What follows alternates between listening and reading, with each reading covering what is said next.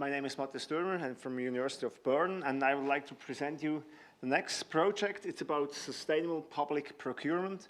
And as many of you have created acronyms for their projects, we also created one. It's called SUPER.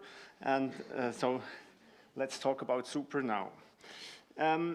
Why public procurement? So first of all, for us, the one key thing is that it's a very huge volume of procurement every year. So in Switzerland only, there are 40 billion Swiss francs every year that Swiss government, but also other public agencies procure every year. And if you look at the amount that the European Union procures annually, it's 2.3 trillion. And on a global basis, it's $9.7 trillion public procurement per year. So that's a huge volume, and that's, I think, it's very interesting to look at. Second, we think public procurement is interesting because it's very broad. It covers not only construction, but also it covers every technical things which are procured.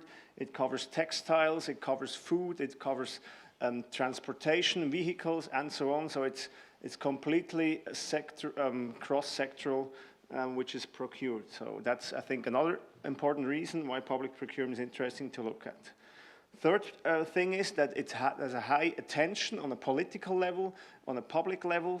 So every time public agencies invest money into public procurement, so there's the journalists who ask, and so that's why it covers, it's often covered by national media as well. Fourth reason, there's a legislation. On an international level, the WTO has issued the Government Procurement Agreement 2012, the GPA. So that's what most of the countries have nowadays actually accepted, ratified in their national legislation. And then there's also the Swiss legislation, which is currently discussing in the parliament the new procurement law, which is maybe going to be started in 2019, but it has a very important part in it, also on the international level, but also in the Swiss version. So sustainability is a very core goal of whole procurement in Switzerland, and that's why we think sustainability and public procurement is interesting to look at as well. So it's not just economically, but also ecologically and socially important topic. And fifth reason, there is a new training issued by the Swiss National Agency on SPFI, I don't know the English abbreviation, but anyway, so there's a Fachausweis, eidgenössischer Fachausweis on public procurement, and we are also already now offering courses, and we think that whenever you have results on sustainability, it helps actually spreading this knowledge into the new procurement training, which is going to be, I think, mostly mandatory on much public level. What data do we, or what are the goals of our project? So we basically want to look at the status quo of sustainable public procurement in Switzerland.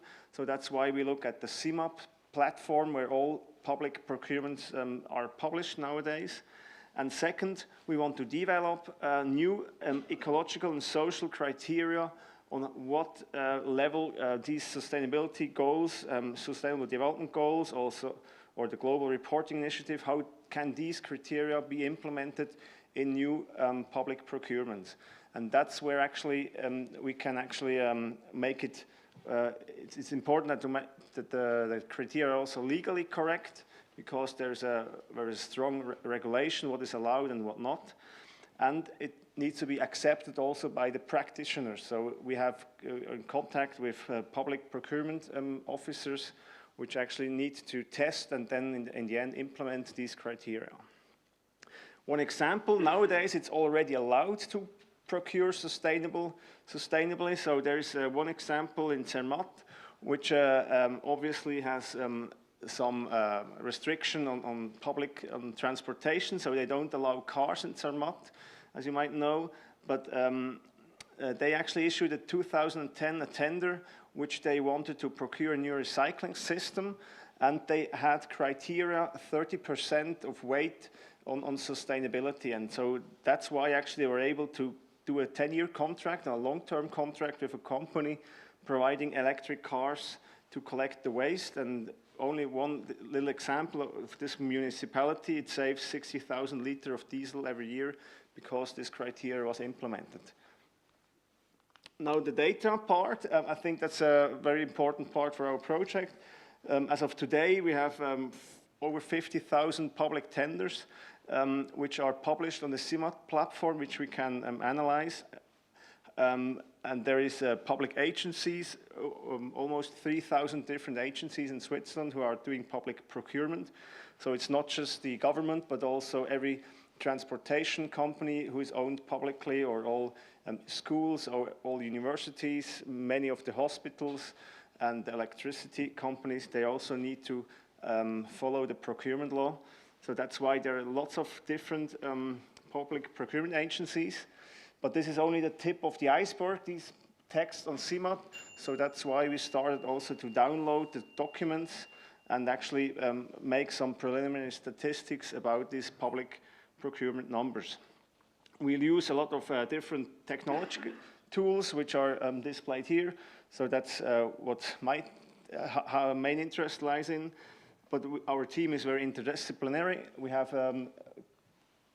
Peter Seele from Lugano and Federica from Lugano. Sebastian is the PhD student. Myself and Eva are from University of Bern. And we have also project partners which are coming from the federal government, from the cantonal government, for NGOs, and also from the court, which are involved in this.